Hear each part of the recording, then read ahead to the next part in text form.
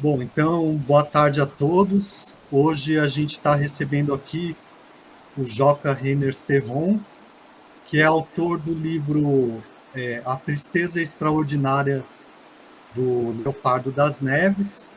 Bom, o Joca, ele é escritor, né, artista gráfico, editor, tradutor, professor de redação.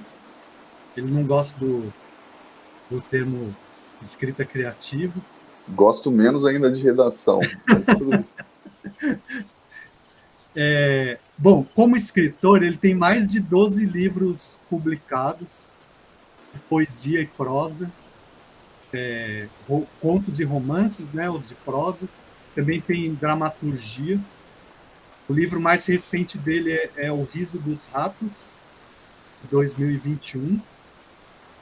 O livro que a gente escolheu como tema da conversa de hoje é de 2013, né, A Tristeza Extraordinária do Leopardo das Neves. Bom, o Joca ganhou vários prêmios e também bolsas de criação literária. E eu conheço o Joca desde 1990, né? Então, eu vou fazer uma apresentação mais pessoal agora, menos formal. Eu lembro do Joca, ele era veterano meu, ele foi veterano meu na Unesp de Bauru, né? Então, eu entrei em 90, ele já estava por lá. Eu lembro do Joca no Bar do O. O Bar do O, lá em Bauru, era um bar, assim, muito frequentado, né? Também o dono era estudante. E o Joca ficava no balcão ali, né? Tomando a cerveja dele, só observando o movimento.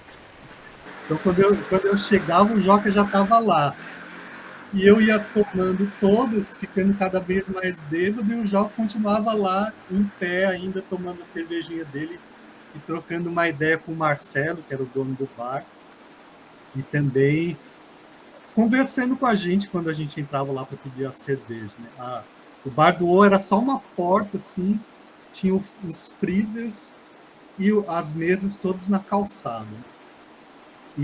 Mas tem um outro episódio também que eu lembro do Joca, que foi alguns anos depois, que eu já tinha me formado e naquela época a gente manteve contato por e-mail com a turma dos amigos de Bauru, né? E eu lembro de um episódio assim, eu não sei se o Joca vai se lembrar, mas a gente trocando ideia ali, e daí uma das amigas pegou um poema supostamente da Clarice Lispector, sendo que a Clarice não escreve poesia, né, e compartilhou. Daí eu comentei assim, mas isso não é da Clarice Lispector. E fiz mais alguns comentários.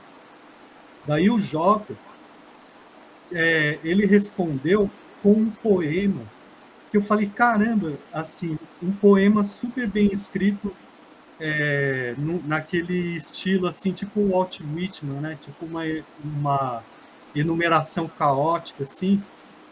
Partindo da frase que eu escrevi, ele escreveu um poema enorme nesse estilo, e eu fiquei muito surpreso, muito impressionado com esse poema. Falei, caramba, de quem que é isso? É seu, Jó?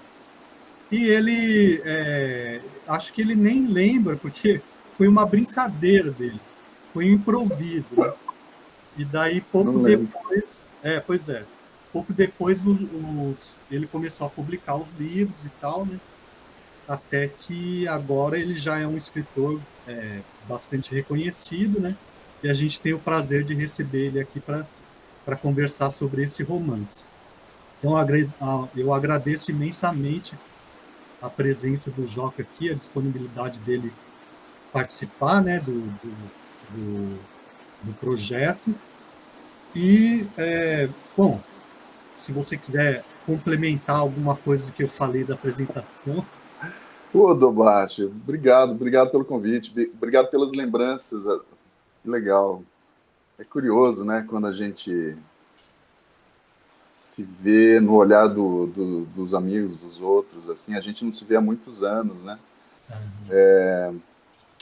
Mas eu me lembro de você em mais ocasiões. Eu acho que a gente trocou muito mais figurinhas do que essas duas situações aí que você menciona, ou duas ou três, né? A gente era uma turma muito próxima, assim, né? Assim, os meus amigos mais próximos com quem eu vivia. A gente circulava muito entre a tua turma e tal, né? Os estudantes de jornalismo. Porque eu estudava desenho industrial, mas eu convivia mais tempo com os estudantes de jornalismo, né? E eu me lembro da gente muitas festas, se cruzando na faculdade, Sim. em diversas situações e tal. Me lembro também da sua fama de kamikaze, né? O japonês kamikaze.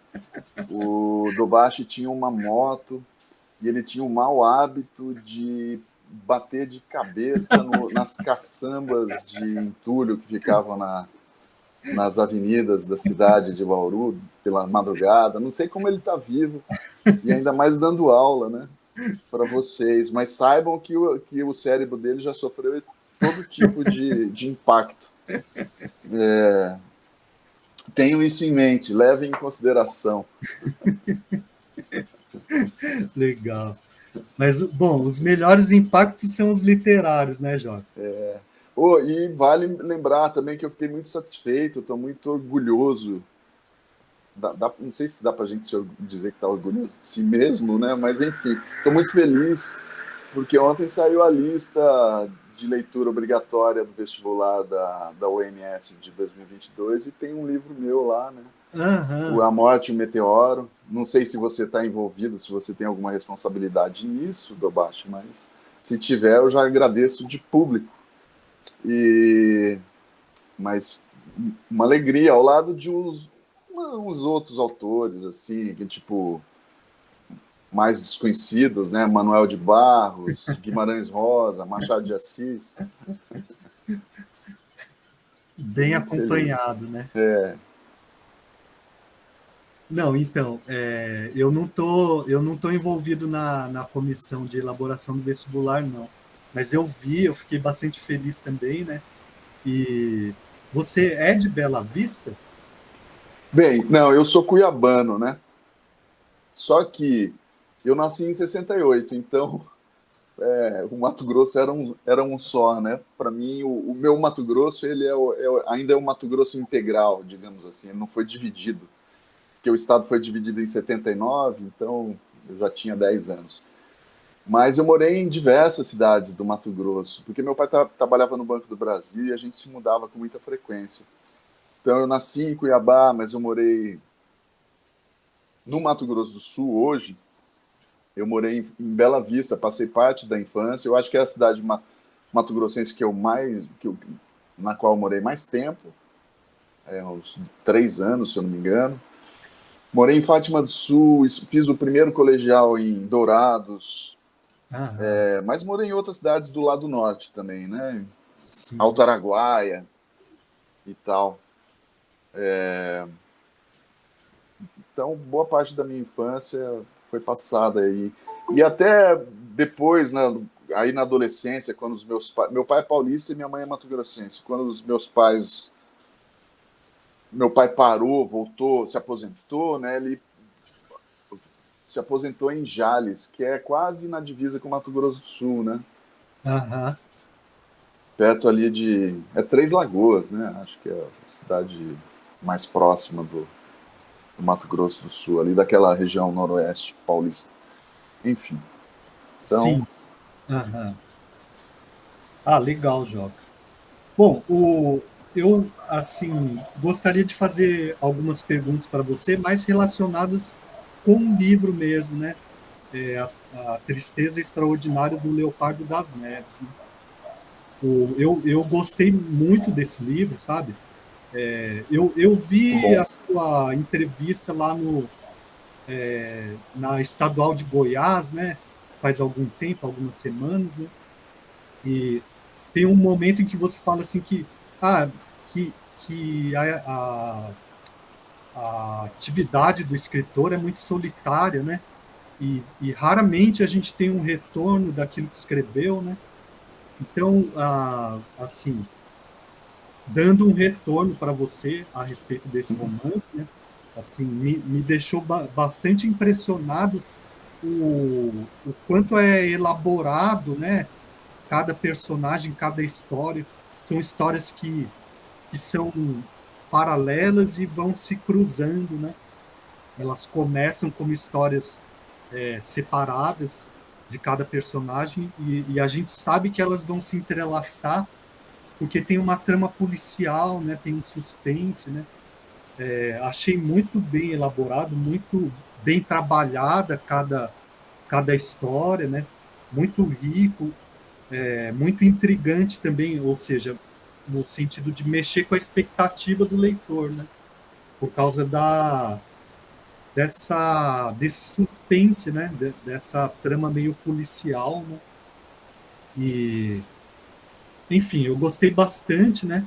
Mas a minha pergunta é assim, no sentido da composição, né? Se você consegue descrever para a gente mais ou menos como que foi o processo de composição desse livro, né? Se você partiu do conto Chapeuzinho Vermelho ou não, como que foi? Bem, obrigado pelos comentários. Esse livro, olha, é complicado lembrar como é que a gente escreve os livros, porque, de certa forma, assim, tem um lado muito intuitivo que é difícil traduzir depois. Depois que acontece, é muito complicado você lembrar, em particular, da primeira escrita do livro. Né? Porque o livro, até ser publicado, ele tem diversas escritas, diversas versões e tal, né? Então, e na verdade eu acho que os escritores acabam escrevendo outros livros na tentativa de recuperar a sensação que tem enquanto escreve um determinado livro, porque é é o momento em que a gente se sente escritor de verdade. Eu sempre digo que eu não me sinto escritor, porque a partir do momento que você começa a publicar livros, as pessoas começam a socialmente te entender como um escritor, né? Mas eu digo que eu só me sinto escritor quando eu estou escrevendo essa primeira versão, que é aquele momento de liberdade completa e também de ignorância, né? Porque você não sabe muito bem o que você está fazendo, se vai fazer sentido, enfim, se é bom, se é ruim, se alguém vai ler, se vai ser bom o suficiente para ser publicado. É uma série de incógnitas. E principalmente de incógnitas relativas à história propriamente que você está tramando, né? Esse livro em particular, assim, eu lembro da ocasião. Eu escrevi, assim, a história se passa no bairro do Bom Retiro, em São Paulo, que é um bairro que surgiu no século XIX, quando começam a chegar as primeiras levas de imigrantes na cidade de São Paulo. Tipo, as primeiras foram os italianos, lituanos, judeus fugidos dos pogroms, nem fugidos da Segunda Guerra Mundial, né? Fugidos, vindos do leste europeu, da Rússia e tal. Eles não têm o direito de entrar no centro da cidade, então eles ficam no Bom Retiro. É criado o Bom Retiro, que é o primeiro bairro do lado de lá da linha do trem, né? Do lado fora da cidade, portanto, né? E que hoje é um bairro comercial, mas é um bairro que ao longo do tempo foi se tornando judaico, né? Hoje ele tem uma presença massiva de coreanos e hispano-americanos, principalmente peruanos, bolivianos, tal. É um lugar estranho, Bom Retiro. Ele é um lugar meio lugar nenhum, né? Enfim, e ao mesmo tempo tem ponto de táxi onde tem o ponto de táxi está escrito em hebraico, em espanhol, em inglês, não sei o quê, né? Eu fiquei lá quase um ano indo todo dia, porque eu estava trabalhando com o Teatro da Vertigem, que é uma companhia de teatro que tem 30 anos de São Paulo e que ocupa lugares públicos para executar suas peças, né? E nessa ocasião, o Vertigem estava preparando uma peça que comemoraria os 20 anos do grupo, e me convidou para ser o dramaturgo, porque eles não têm um dramaturgo e eles trabalham com criação coletiva. A gente ficou um ano lá, uma semana, ficava 5 horas por dia ao longo de toda a semana, né? Todos os dias da semana, preparando, trabalhando com um grupo de 15, 20 pessoas que eram o núcleo do grupo para inventar a peça. A peça ocuparia o bairro todo. Seria encenada, foi encenada nas ruas e também num teatro em ruínas, que hoje é a Casa do Povo, um centro cultural de São Paulo, que já era antiga, né? Era uma casa cultural, um centro cultural da comunidade judaica que tinha caído em ruínas e tinha sido abandonado. E a peça, de alguma maneira, foi a primeira que reocupou o lugar, o teatro. Porque o ciclo final da peça se dava nesse teatro, né? Bem, a gente ficou meses trabalhando lá e depois eu sabia que eu ficaria meses em casa para escrever a peça propriamente dita. Durante esses meses em que a gente estava improvisando, inventando, criando, todos os dias, eu não tinha que escrever alguma coisa. O que eu tinha a fazer era sugerir coisas, mas isso eu fazia verbalmente, não precisava escrever nada, para os atores improvisarem, né? E eu fui tomado pelo bairro, porque o bairro é um lugar assim, eu fico pensando assim, porra, Nova York, né? Como tem as tradições dos imigrantes se tornaram em narrativas literárias, né? As histórias da máfia, né? Que explora as comunidades italianas nos Estados Unidos. Tudo nos Estados Unidos foi adaptado para virar narrativa ficcional. E eu pensava, por que São Paulo, que tem uma história tão parecida, que é um lugar de imigrantes, por que não é assim, né? E eu comecei a pensar que o Bom Retiro era um lugar para fazer algo assim. E como eu tinha as manhãs livres, eu pensei, vou tentar escrever alguma coisa sem pensar. E a coisa começou a sair. Aí, várias coisas inspiraram a primeira versão. Uma foi um crime um episódio que aconteceu no Simba Safari, que era um zoológico de São Paulo, que está fechado. Fica na margem do Rio Tietê, era um lugar onde você podia entrar de carro e ver os animais ali soltos, né? Diferentemente do zoológico. E pois ainda sobram algumas aves que vivem dentro do parque. Umas siriemas, umas emas, coisa assim. E 12 emas foram encontradas mortas com requintes de violência. E ninguém sabia quem que tinha matado. Parecia ter sido um animal, um predador. E eu fiquei intrigado. Era uma nota de jornal, sabe? Uma nota.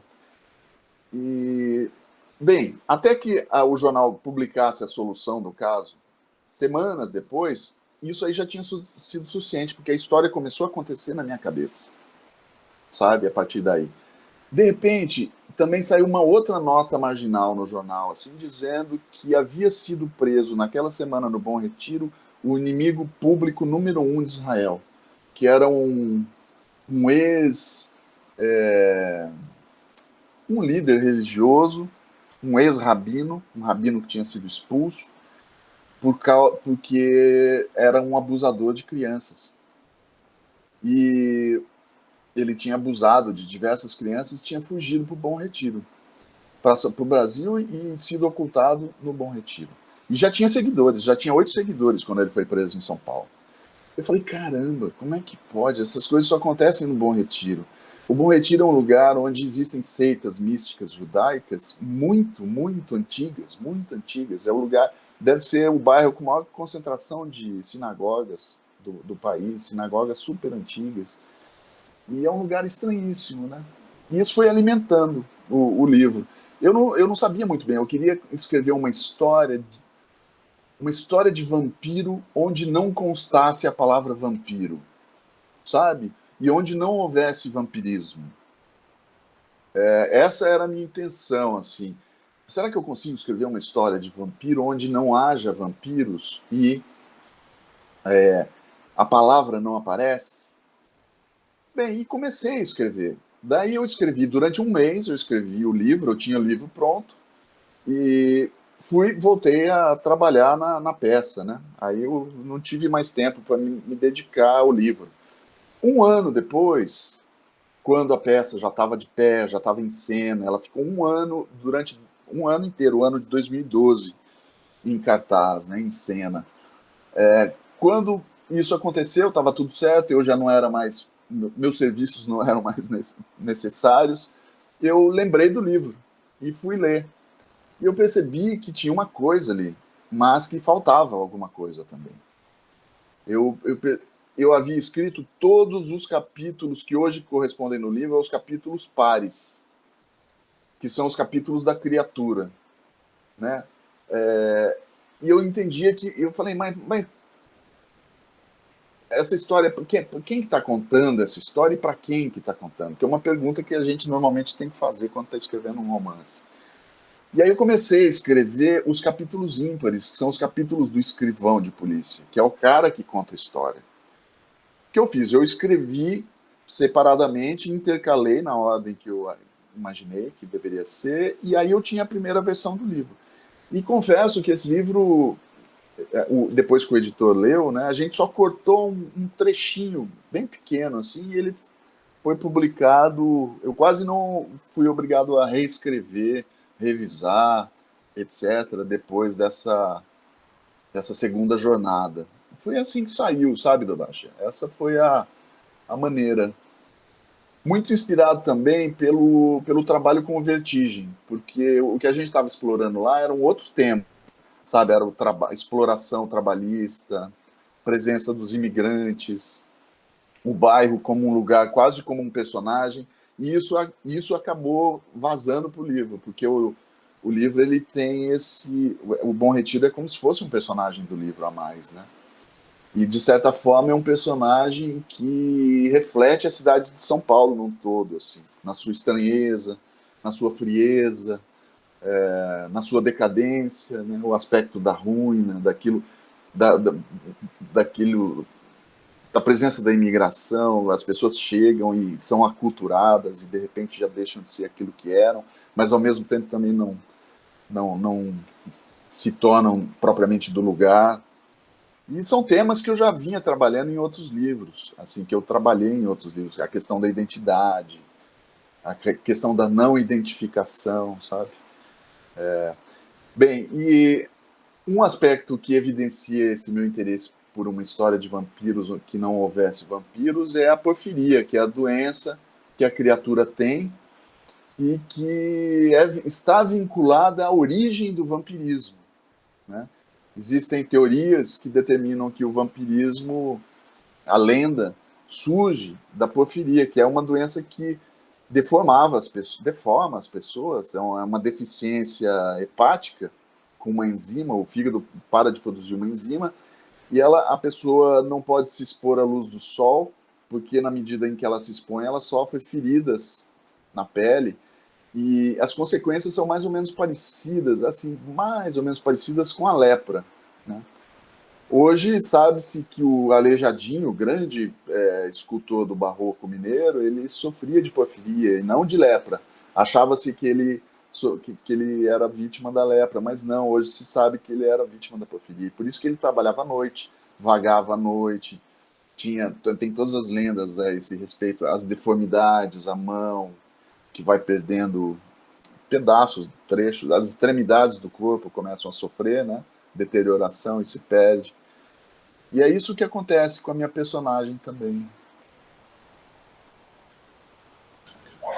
Bom, é muito legal a história, Jota. Assim, como você falou, é uma nova história, né? Falar sobre o processo de criação, né? É, Uma coisa que eu percebo também é que, relacionado com o tema do nosso projeto aqui, que é a literatura fantástica, né? Esses capítulos ímpares que são do narrador ajudam né, a criar essa relação, né? Porque sim. o narrador ele tá sem dormir, né? E ele É. começa assim, a percepção dele começa a ficar, né, meio Adulterada, né? Ou uhum, afetada, né? sim. Ele tem uma visão meio distorcida de tudo que está acontecendo, ou tem coisa que ele não percebe bem, não entende bem o que está acontecendo, né? Tem essa questão da identidade também, dele ser um mestiço que não se identifica e não é identificado. Tem o fim do bairro, sabe? O fim do que é o pai.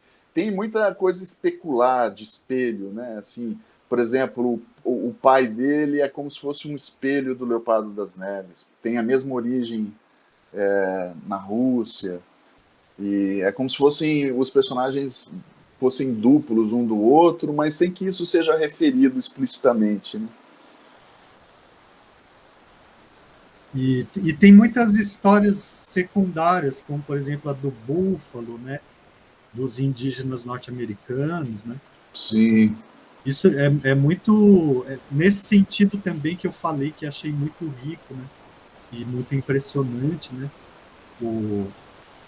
Tem uma coisa que eu pensei quando eu estava lendo, não sei até que ponto você se, se baseou, né? Teve influência, por exemplo, o personagem do taxista me lembrou muito um personagem de um conto do Stephen King, que tá no livro Quatro Estações. Não sei se você teve Eu conheço muito mal Stephen King, assim, conheço só ah, aquilo que, quer dizer, que foi adaptado para o cinema. Eu não sou um leitor dele, assim, tá. sabe? Aham. Mas quem que você apontaria como influência, assim, das suas obras de um modo geral? Olha, do baixo, pois é, eu não sei, assim, eu acho que é mais quadrinho, Edgar Allan Poe, sem dúvida nenhuma, porque é uma coisa assim, as minhas influências nesse sentido, quando aparecem elementos que podem ser entendidos como fantástico nos meus livros, embora eu sempre tenda a discordar, porque não tem nada que seja irreal nesse livro, né? No Leopardo das Neves, tudo é assim, é possível, né? A criatura que é a coisa, tudo é um trabalho de linguagem, né? No livro, assim, o resultado, por exemplo, às vezes eu vejo os leitores lendo o livro e entendendo que o que acontece ali pode ter alguma relação sobrenatural, ou pode ter alguma relação realmente com o mundo do vampirismo ou das lendas nesse sentido, mas não tem. Na realidade, o leitor foi induzido a pensar isso e não parou para refletir muito bem, porque, por exemplo, a criatura ela é descrita de uma maneira que às vezes ela é animal e às vezes é humana, mas o sentido ali era a de um ser humano que perdeu a sua humanidade, na medida em que foi perdendo a sua conformação, a sua aparência de ser humano, né? Mas isso foi conscientemente escrito, pensado, né? Então ela entra no táxi e o taxista percebe que o que resta no banco traseiro onde ela sentou são pelos. E ela é chamada de criatura. O leitor fica pensando, putz, mas é um bicho, então, né? Ou seja, é a linguagem que é trabalhada de forma a conduzir o leitor a pensar determinadas coisas. Mas tudo que está ali é possível. Parte cabe no plano da realidade como a conhecemos. Nesse sentido, assim, todas as influências que eu tenho nesse sentido, assim, são do Poe e do Robert Louis Stevenson, né, autor do Médico e o Monstro, A Ilha do Tesouro e tantos outros livros importantes, e que são leituras que eu fiz na infância, sabe? Depois eu fui ler, por exemplo, a ficção fantástica hispano-americana, Julio Cortázar, Borges, essas coisas, já adulto, depois que a gente se conheceu, entendeu, Dobashi? Assim, né? Assim, eu já tinha lido uma coisa ou outra, né? Eu me lembro que eu tinha lido os prêmios do Cortázar na adolescência, mas eu não tenho nenhuma lembrança desse livro, nenhuma. Eu peguei na biblioteca do meu pai, li, me lembro disso.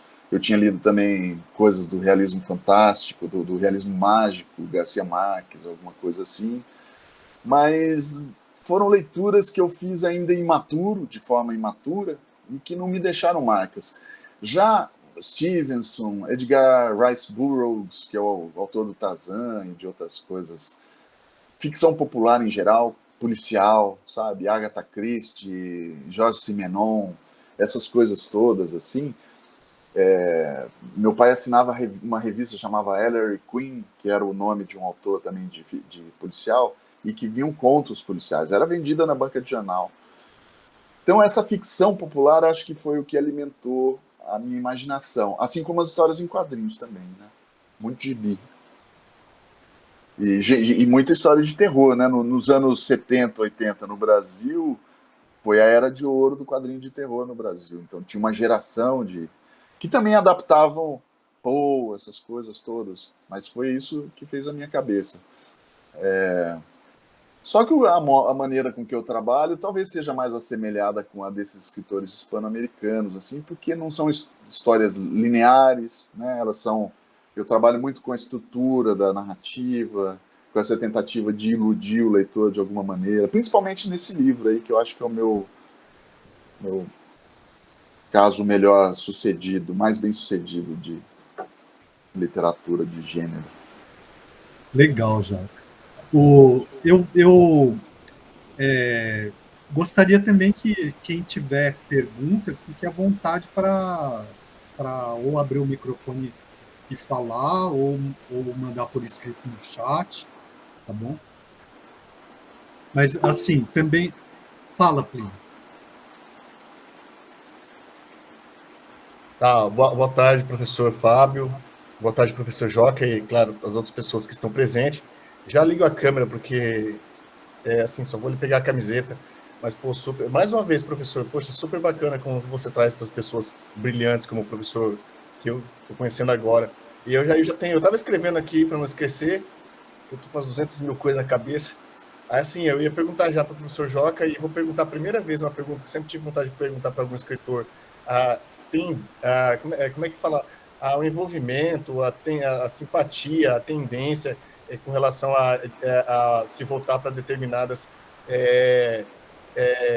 como é que eu posso falar? Grupo de literatura, grupo de literário, ou seja, hispano-americano, ou mais quando ele falou assim, né, que Nova York se tornou um berço para as narrativas, ou se ele tem mais uma pegada tipo mais europeia, assim. Tá entendendo? Espero que o professor Joca tenha entendido que eu tô querendo saber. Esse envolvimento maior, assim. Porque, por exemplo, a Lana, da UFGD, eu troquei ideia com a Lana, sabe? A Lana orientando do professor do Gregório Dantas, né? Eu estava falando daquela situação lá do certificado. Eu estava trocando ideia com ela, ela é apaixonada por literatura espanhola, né? Daí, assim, como é que é? Eu tô falando do escritor brasileiro, né? Como que, no caso dele, o professor Joca, parece que ele tem uma ideia, assim, parece que ele tá... De onde que ele estava falando, parece que ele curte mais uma pegada, parece que mais estadunidense, sei lá. Olha, Plínio, obrigado. Eu não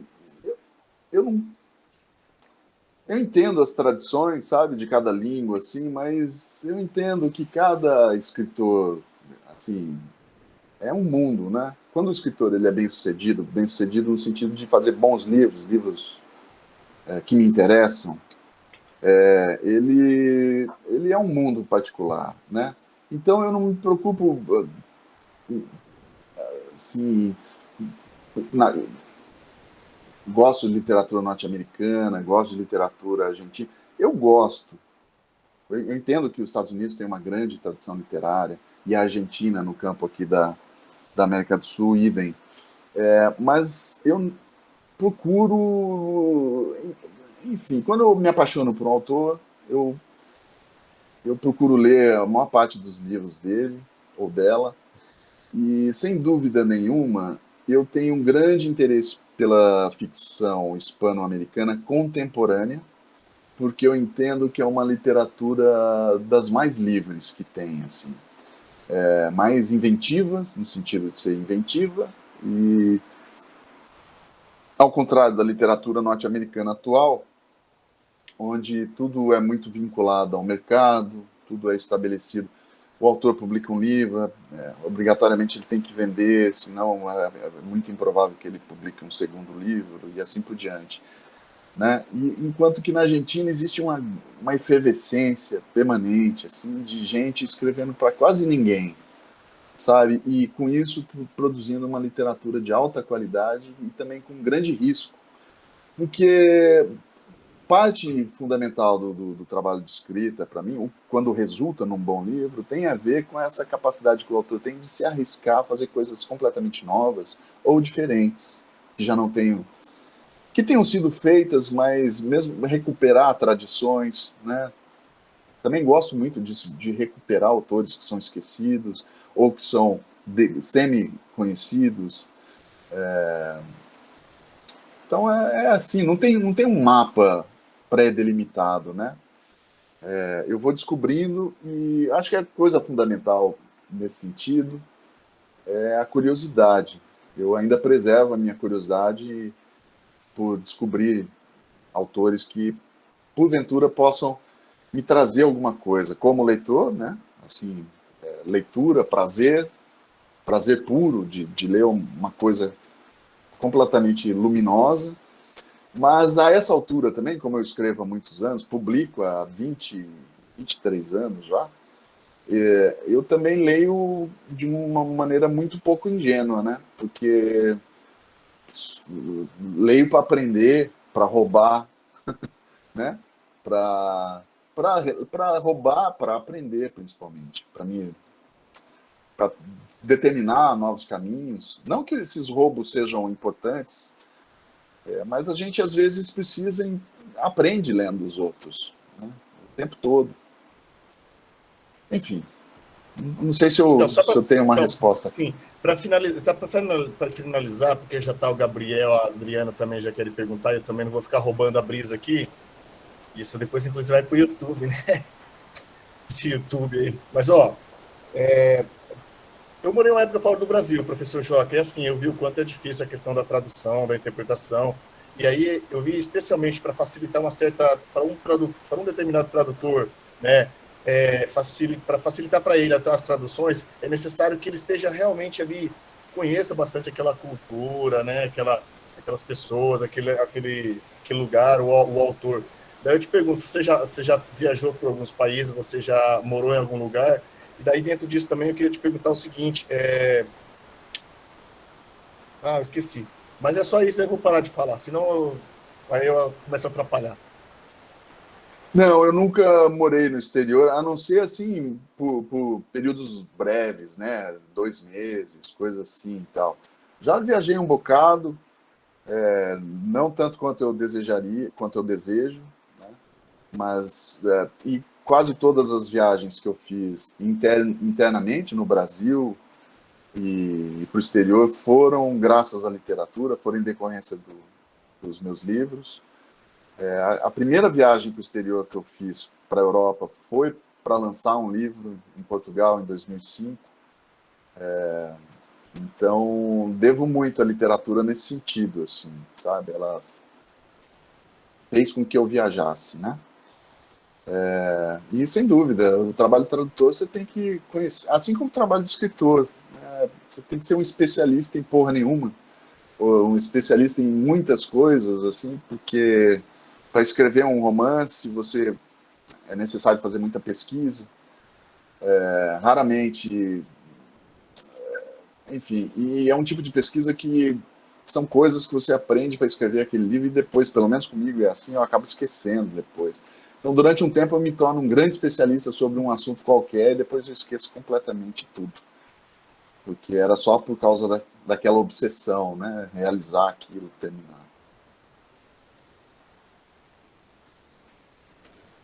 Gabriel, Obrigado, eu só vou desligar, vou só pedir licença, vou ocultar a câmera aqui. Eu queria perguntar quais foram as suas inspirações nos quadrinhos. Tem algum específico? Sabe, alguma série de quadrinho que te inspirou em específico? Ou, sabe, no geral? Eu leio muito quadrinho e acompanho, compro, gasto dinheiro com graphic novels, principalmente hoje, assim, né? Mas na minha infância existia uma editora do Rio de Janeiro chamada Editora VEC, que publicava revistas de terror, publicava a revista Spectro, que publicava quadrinho norte-americano, das revistas Eerie e Creepy, que eram revistas muito boas. Mas também havia um monte de outras revistas que publicavam a produção nacional. Porque nos anos 60, quando o macartismo virou uma política de Estado, se estabeleceu um negócio chamado Código de Ética, que proibiu que as editoras norte-americanas produzissem histórias em quadrinhos, gibi de terror. E no Brasil, o Brasil se tornou um grande centro de produção de quadrinho de terror. Então houve uma grande geração. Júlio Shimamoto, Flávio Collin, Watson Portela, Mozart Couto, Rodval Matias, quadrinistas italianos como, sei lá, portugueses como Jaime Cortez, todos esses caras produziram quadrinhos da mais alta qualidade. Então, o que eu li são os quadrinhos dos anos 60 e dos anos 70 e anos 80, né? Eu li quadrinho de super-herói, mas um pouquinho, acho que é um negócio muito chato, que perdeu completamente o sentido. Há muito tempo, eu parei lá em Jack Kirby, aquelas coisas, né? A Marvel dos anos 70, e a DC também. E, principalmente no campo da ficção científica, o que me fazia a cabeça era Metal Hurlant, que era um grupo francês. Hoje o mais conhecido é o Moebius, ou Moebius, que é o quadrinista. Mas tinha o Enki Bilal, que é finlandês. Tinha 2 brasileiros na turma da Metal Hurlant. Tinha o Alan Voss, que é um cara, um mineiro, fez a capa do 4º disco dos Mutantes, a banda de rock, né, o Mutantes no País dos Baurets. A capa é do Alan Voss, que depois foi para a França e se tornou um grande quadrinista. E outro é o Sérgio Medeiros, grande quadrinista também. Franceses, brasileiro, mas foram para a Europa e produziram um quadrinho lá com a turma do Moebius. E aí era uma turma gigantesca. Esses gibis também eram publicados nos Estados Unidos na revista Heavy Metal. E eu lia, assim, eu viajava para Santos no final do ano. Meu avô tinha casa lá e tal. E lá tinha livraria boa, tinha Martins Fontes, ainda tem, mas na época eles compravam muita revista importada. E eu comprava lá no final do ano, juntava dinheiro o ano inteiro, quando chegava lá, comprava uma porrada de gibi. Meu pai sempre foi muito generoso com isso, entra na banca de jornal e compra o que você quiser, esse tipo de coisa, mesmo porque banca de jornal eu só vi umas 2 vezes por ano, né? Morava no Cafundó do Judas. E, bem, mas então era isso. Eu era assim, um nerd antes de existirem, né, os nerds. E li todas essas coisas, assim. Hoje eu acompanho tudo, Chris Ware, né, Seth, esses quadrinistas canadenses, norte-americanos, quadrinho europeu. A gente está num momento ótimo, tem muitas editoras publicando coisas muito boas no Brasil hoje. Inclusive quadrinista brasileiro também. Adriana. Deixa eu ver se eu não esqueci a questão, porque a questão surgiu enquanto você estava respondendo o Plínio. Teve uma hora que você falou que a Argentina, ela publica, na verdade, escritores argentinos publicam meio que para ninguém, assim, não voltado pensando no mercado, né, no consumo dele. Isso me faz pensar um pouquinho, talvez não tanto com os novos escritores do Fantástico, porque parece que teve, eu não sei se é porque eu estou muito no nicho, e aí parece que teve um boom muito maior atualmente, mas você acha que os escritores fantásticos de ficção científica, dessas literaturas que normalmente não são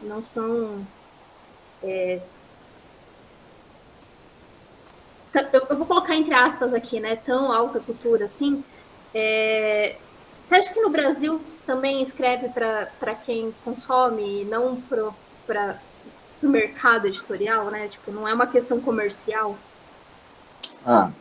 Pois é, Adriana, a pergunta é ótima. Primeiro, deixa eu me explicar. A literatura argentina, ela é muito rica, mas ela também é muito autofágica, porque tem um número pequeno, né? A Argentina é Buenos Aires, né? Praticamente, assim, 25 milhões de pessoas, é metade da população do país, sei lá. Então, tem uma coisa que é muito, né, consumida lá mesmo. Literatura de vanguarda, briga entre as turmas e tal. E com a presença de Borges, né, no século XX. Para a gente, Machado de Assis é o grande escritor da literatura brasileira, só que ele está muito longe. Está lá no século XIX, está longe da gente. O Borges é uma figura muito viva ainda na literatura argentina. E o Borges é um autor de ficção científica, é um autor fantástico, um autor de terror, né, um autor policial, ele é tudo. Então, ali criou-se uma tradição muito particular e interessante, que às vezes por exemplo, pode ter um cara que está fazendo literatura de gênero, assim, mas é lido por 200 pessoas. Agora, tem escritoras, tem um boom agora de escritoras argentinas, que são mais comerciais. Tem a Mariana Henriquez, todos os livros estão publicados no Brasil. A Samantha Schweblin, eu traduzi, inclusive. Acabou de sair um livro dela chamado Kentuckys, eu não fui o tradutor, é a Lívia Deusola, mas o ano que vem vai sair o volume com todos os contos dela. É uma escritora fantástica, a Samantha Schweblin. E a Argentina está fazendo sucesso, já foi finalista do Booker Prize 2 vezes. Né? César Aira é considerado o maior escritor da alta literatura argentina hoje, ganhou prêmios importantíssimos agora na Europa, o Prêmio Formentor, é candidato ao Nobel todos os últimos 5 anos, ele é um dos 5 mais cacifados para receber o prêmio, trabalha muito com o fantástico. Muito, muito. É uma literatura fantástica e é muito lido. Pois bem, dito isso, eu acho que é nesse sentido. Então, a literatura argentina é uma particularidade, é uma coisa onde o fantástico, essas literaturas que antigamente a gente chamava de literatura ficção popular, ela pertence também à alta. Eu não acredito mais nessas distinções, tá? Acho que é uma coisa muito antiga que já era. Né? Quando eu estava na faculdade, a gente estudava que cultura de massa, história em quadrinhos pertencia à cultura de massa. Hoje, gibi de super-herói no Brasil, a tiragem é 5 mil exemplares, se tanto. 5 mil exemplares é cultura de massa? Né? Então, acho que as coisas estão todos os limites entre o erudito, a alta cultura e a baixa cultura, a cultura popular, e esses limites já foram superados há muito tempo. E, no meu ponto de vista, sempre foram um equívoco, decorrente do preconceito cultural, o que seja. Agora, por outro lado, no Brasil, eu não conheço bem, eu entendo que existe um boom de fantasia, né, de horror, de uma série de coisas. Eu percebo que existe essa ebulição, assim, mas são muitos nomes, e eu não consigo acompanhar, né? Então, agora, por exemplo, eu estou curioso para ver o trabalho do Bruno Ribeiro, que é um cara que ganhou um prêmio da Dark Side, né? E acaba de publicar esse livro que foi premiado, que é uma história de horror, chama Porco de Raça. É um cara interessante, mas eu já conhecia o trabalho do Bruno antes, de outras coisas. A gente já tinha trocado figurinha e tal. Então, é isso. Eu entendo que existe certo grau de autofagia, né, que é os consumidores produzirem e se autoconsumirem e aquilo ficar restrito àquele círculo sem sair, sem vazar, mas acredito que em algum momento isso vai ser superado. Por outro lado, eu acredito também que os procedimentos da literatura popular, da ficção popular, quando eu falo ficção popular, é literatura de gênero, né, policial, ficção científica, fantástico, etc., tudo. Isso aí, os procedimentos, as técnicas já vazaram para ficção literária, né? Paul Auster, Haruki Murakami, esses caras todos, eles fazem literatura que é considerada ficção mainstream, ficção literária, mas eles usam do policial, da ficção científica, de tudo isso, né? Eu gosto de pensar que eu uso também nos meus livros, assim, a ficção popular, ela serve como um MacGuffin. MacGuffin é um termo que o Hitchcock inventou na adaptação dele do Falcão Maltês, o romance policial do Dashiell Hammett, ou do Raymond Chandler, sei lá, me confundo agora, mas que é assim, o Falcão Maltês tem o Falcão Maltês, que é o título, é uma joia que foi roubada e que dá início à trama policial. Mas, com o passar da história, esse Falcão Maltês, o roubo dessa joia, vai perdendo interesse. O MacGuffin é o que o Falcão Maltês representa, que é uma maneira de despertar o interesse no espectador, né? E ele continuar acompanhando esse mistério, mas o tema é outro, o assunto é outro. Eu uso a própria ficção de gênero como um MacGuffin. Então eu finjo que é um policial, eu finjo que é uma ficção científica, eu finjo que é uma ficção fantástica, para tratar de temas que são mais comumente tratados naquilo que a gente chama de ficção realista, como a questão da identidade, de não pertencimento, né, o preconceito, a guerra, a fome, a perseguição, a morte, o fim da vida, né? Enfim, os temas que são temas clássicos de qualquer literatura que existem desde a Bíblia. Eu não sei se eu respondi a tua pergunta, mas enfim. Sim, respondeu sim, obrigada. O Joca, o seu horário tá... Já tô estourado aqui. Uhum. Pô, eu agradeço imensamente, né, a sua participação. Para mim, essa sua última resposta me ajudou a confirmar a impressão que eu tive do seu livro mesmo, né? Que os temas são temas realistas, né? E da literatura que a gente pode chamar de literatura canônica, né? Bom, eu não sei se você quer dizer mais alguma coisa. Assim. Não, eu quero agradecer, é um prazer te rever, ver que você continua bem, que o capacete funciona. Eu nem lembro se você estava de capacete, mas enfim, eu fico satisfeito. E fico satisfeito de saber que você continua igual também a 1991, não envelheceu nenhuma vírgula, enquanto eu era um cara cabeludo, né? E agora eu sou calvo e com uma barba branca de Papai Noel, enfim. E você continua igual em 1991, foi congelado no tempo. O que é um tema da literatura fantástica, e talvez você seja um personagem de uma história fantástica e não saiba, né, Dobashi? Pode ser. Mas você, assim, tá um verdadeiro sábio, né, Jota? Entendeu? Bem, eu me fantasiei como um sábio, né? E as pessoas, como elas acreditam muito na roupa do monge, né? Então, acho que é isso. Bom, então, obrigado, Joca, e eu espero que a gente possa contar com mais participações suas, né? Claro que sim. Uhum. Claro, só a gente combinar, estou à disposição, tá bom? Legal. E faço votos aí para que o grupo cresça, apareça e continue. Sim, esse grupo ele oscila muito, né, o número de pessoas, e muita gente assiste pelo YouTube, né? Mas assim, eu vou pedir para os demais continuarem presentes para a gente combinar do próximo encontro, beleza? E daí a gente mantém contato aí, né, João? Sim, sem dúvida. Estamos aí. Obrigado pelas perguntas e um abraço para todo mundo. Legal, especial para você, Dobashi. Obrigado. Igualmente para você. Valeu. Tchau, gente. Até. Boa aula aí. Valeu. Obrigado. Falou. Bom, o Joca tem que dar aula, né? Por isso que o tempo dele estava bem corrido. Mas então, eu só quero combinar com vocês do próximo encontro, né? E alguém quer falar alguma coisa?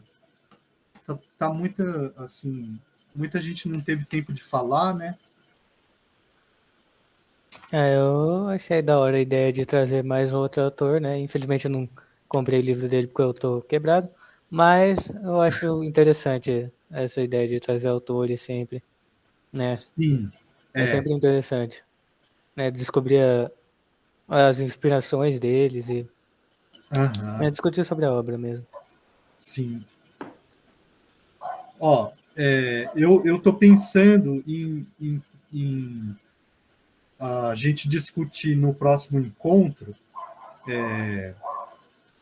talvez para o dia 15, daqui a 3 semanas, né?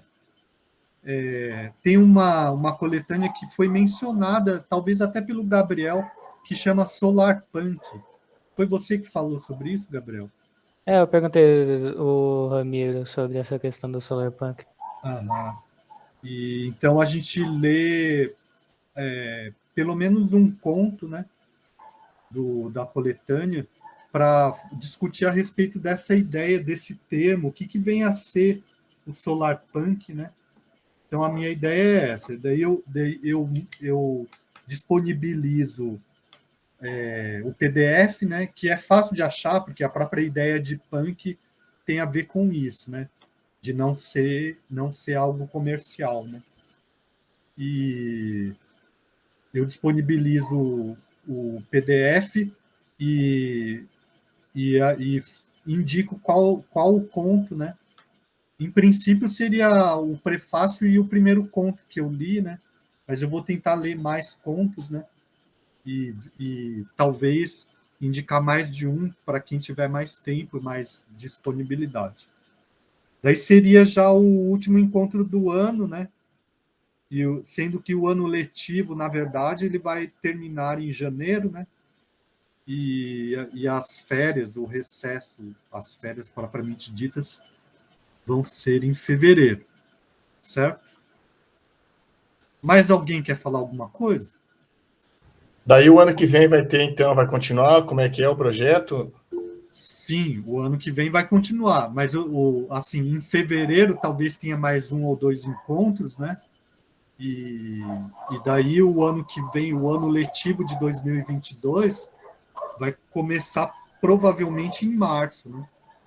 Certo? Fala, Adriano. Eu queria lembrar, para quem quiser participar da seletiva do NAFTA, com conto, com arte, com poesia, quem tiver afim.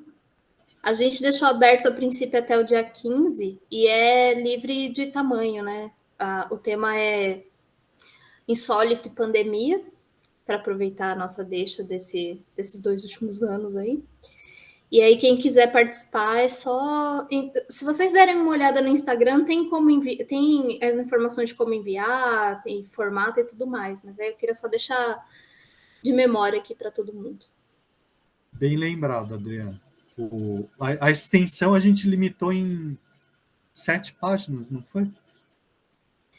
Acho que foi 7 páginas de máximo, mas uma de mínimo, no caso de conto. Entendi. Mínimo não tem, né? Não tem. Uhum. Tá. Mais alguma coisa que alguém queira falar? Mas como é que, Adriana, como é que vai ser o... Minha câmera tá desligada, tô sem camiseta, por isso. Estamos fazendo um calor dos infernos. Como é que vai ser essa exposição dessa atividade, desse projeto aí, dessa intervenção que vocês estão fazendo do NAFTA? Pode falar, Pro. Não, então, Plínio, vai ser uma publicação online, né? Ah, que legal. Uma publicação tratando do tema insólito e pandemia, né? Ou pandemia e insólito, algo relacionado com esses dois temas. Pandemia. Mas vai ter um momento virtual, igual a gente faz pelo Meet, pelo Zoom, essas coisas assim, ou não? Não, vai ser uma publicação. Uma publicação. Provavelmente, assim, que acessa online e é um PDF, né? Então, é texto, né? Poesia ou conto, e arte gráfica, desenho ou ilustração de algum texto, certo? Ah, tá. Certo. Aham. E daí as normas ali a gente elaborou e divulgou, né? Mas a gente pode dar uma reforçada, porque está chegando o final do prazo, né? Beleza? Beleza. Tá, mais alguma coisa? Professor, Fala. sobre esse projeto, né? Eu vi que tem fotografia também, né? Sim, pode ser. Mas assim, ficou meio. Para mim, eu não entendi muito na fotografia, né? O tema, como se encaixaria. Pois é difícil, né? Eu também não saberia fazer uma foto. Aliás, eu sou péssimo de fotografia, né? Mas é um grande desafio tentar fazer uma fotografia dentro desse tema, né? Então, eu tô quebrando a cabeça aqui. Agora, você pode, por exemplo, pegar algum dos textos, né? A gente pode combinar alguma coisa do tipo, e você se inspirar em algum dos textos para que essa fotografia funcione como uma espécie de ilustração desse texto, né? Ah, entendi. Ficou um pouquinho mais. Visualizei melhor agora. Isso, mas daí tem que ser algo posterior, né? Depois que os textos estiverem mais ou menos estabelecidos, né? Entendi. Tá bom, prof. Porque, na verdade, o que importa para nós, a ideia foi da Adriana, a ideia inicial, né? Daí a gente foi conversando e chegou nesse consenso entre dois, é uma coisa meio... Mas a gente chegou num acordo a respeito de como seria, né? Mas eu não sei se a Adriana concorda, mas, assim, o que mais importa para mim é a qualidade, né, do produto final, né? E o processo também, que todo mundo curta fazer, né? E sinta que aprende ou evolui alguma coisa, né? Então, essas normas que a gente colocou, elas são mais ou menos para direcionar um pouco, para não ficar completamente livre, né? Mas eu acho que a gente pode meio que flexibilizar algumas coisas, tendo em vista uma qualidade maior da publicação, né? Não sei se a Adriana quer falar alguma coisa a respeito disso. Não, eu concordo com você, Pro. E no caso, respondendo ao Plínio, a ideia é fazer um e-book e lançar gratuito pela internet mesmo. Então, por exemplo, quem for participar, a gente ainda não fechou essa parte, mas a gente quer tentar fazer ISBN bonitinho, pelo menos para lançar. E aí, por exemplo, se você quiser dizer que você já participou de uma antologia e coisas assim, mas é justamente para incentivar essa outra parte que é do Fantástico também, porque a gente lê muito e às vezes falta essa parte que é mais participativa, talvez. Eu não sei dizer se participativo é o termo correto, mas seria participativo de dar a oportunidade, tanto para quem faz arte ou para quem escreve, de também estar inserido nesse universo, não só como leitor, sabe? Então, se a gente tiver que... Eu acho que, nesse caso, talvez o professor concorde comigo. Se tiver que estender o prazo, ou, por exemplo, apresentar um texto para Mariana, por exemplo, para ela fotografar ou montar a fotografia, eu não vejo problema. A ideia é que o trabalho fique legal. Sim, é isso que eu estava querendo dizer. Por exemplo, a Nesca, né? A Nesca que participou bastante, né? E ultimamente ela não tem aparecido, porque ela está bastante ocupada, mas eu falei isso para ela, né? A respeito de ilustração. Aliás, eu até passei o meu texto para ela, né? E ela gostou da ideia de ilustrar o meu texto, que eu não sei se vai ser selecionado, mas eu adiantei. Eu pressuponho que vai ser, né? Mas, enfim, é isso aí. Tá, mais alguma coisa? Não? Bom, então eu vou encerrar a gravação aqui, né? E fica marcado, então, para o dia 15 de dezembro, algum conto dessa coletânea Solar Punk, né? E até a próxima, então. Agradeço a participação de todos. Até, Pro. Até. Até, professor.